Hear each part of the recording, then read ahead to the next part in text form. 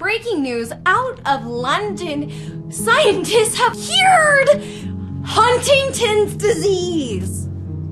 What? What? Yeah! All right, a huge breakthrough for Huntington's disease. It happened when scientists successfully treated the disease for the first time ever. This has sparked some positive reaction to those living with the devastating disease. Morgan Pratt is here with me right now to tell us what this means for those living with it. Morgan, you are one of those people, correct? Yeah, Lincoln, thank you so much for having me here, first of all. And yeah, I was diagnosed with a terminal brain disorder at the age of 23. Oh, man. And it was crazy. It changed my life, honestly, for the better. Okay. For those who've never heard of it, Yeah. how do you briefly describe it? Is it easy to briefly describe? No, it's a crazy, they call it the devil's disease. Researchers call it the devil's disease. It is a mix of Parkinson's, ALS, Alzheimer's, all of these neurological, multiple sclerosis, all of these neurological brains that, that break down the brain, all of them are related, right? So your brain is breaking down, you're losing the ability to walk, you're losing the ability to talk. For instance, my mom passed away when I was 14, and she had been in a wheelchair for, 4 or 5 years, and so it's truly the devil's disease, and there's been no cure, and it's such a tiny, tiny disease. It's so rare. You're more likely to be struck by lightning than have it. Well, let's talk about this painting real quick, because you mentioned your mom. Yeah, so my mom, her name is Tanya Pratt. She passed away when I was 14. I got Huntington's from her. This is a painting I painted of her, and because I walked for her this Saturday for our Huntington's disease Hope Walk. Okay. You would have loved her, Lincoln. She was a teacher, she was smart, she was funny. At her funeral, all students from all over, looked at her obituary and showed up. She was the most positive person. And so to walk for somebody and to raise awareness about, such a horrible disease, for people like this, my mom is just one example. There's a whole Utah community. Yeah.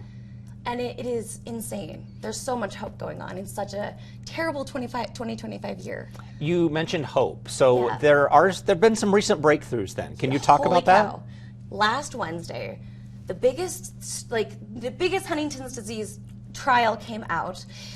In London, they had a treatment. They were able to treat Huntington's disease, do a 75% regression of the disease in some patients in London, and it hit the news, and it was crazy because once you cure Huntington's disease, Lincoln, you're also going to be able to cure Parkinson's, ALS, all these other neurological diseases that are all kind of similar, and so Huntington's disease is like this cure, and so it was crazy. They're slowing the progression, basically. Yes, by 75%, yeah. Now, does that, I guess, how soon does that good news translate to people living with it now? What does that mean for you? Yeah, so this is a tiny trial, happened in England. We still need approval from the government. That takes forever, obviously. Additionally, this is a 15-hour surgery. This is a that was the procedure, a 15-long neurological brain surgery. That is intense stuff. That's an expensive thing versus getting a drug that could treat Huntington's disease and cure it. That would be a more feasible thing. That'd be a cheaper thing to do. That would be more accessible for people in the long run. So even though that cool trial was amazing, and we were literally crying last Wednesday as we're all calling each other on the phone, all of me and my Huntington's disease warriors, but yeah, this is just one freaking amazing trial. But I think we still have 10 more years of deep Huntington's disease research and stuff we still need to do. I think it would be easy for people living with this disease and their loved ones to feel pessimistic. You don't feel pessimistic. You seem pretty optimistic and hopeful. Oh my gosh, no. I'm sorry, I'm gonna cry. I apologize. No, that's okay. No, it's freaking. I freaking. The Huntington's disease community is the most bright and funny, quirky, awesome. So fun. Some of the strongest people you would ever meet, and to have something this is I feel like this is the last. We're at our last mile of our long 26, the marathon, right? This is the last mile, and to give people so much hope.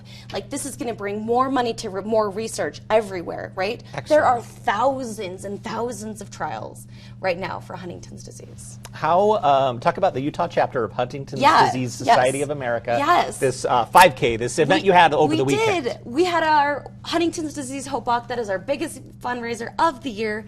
There were, we raised $25,000. It was awesome. It was so inspirational to be together and just be so hopeful, you know.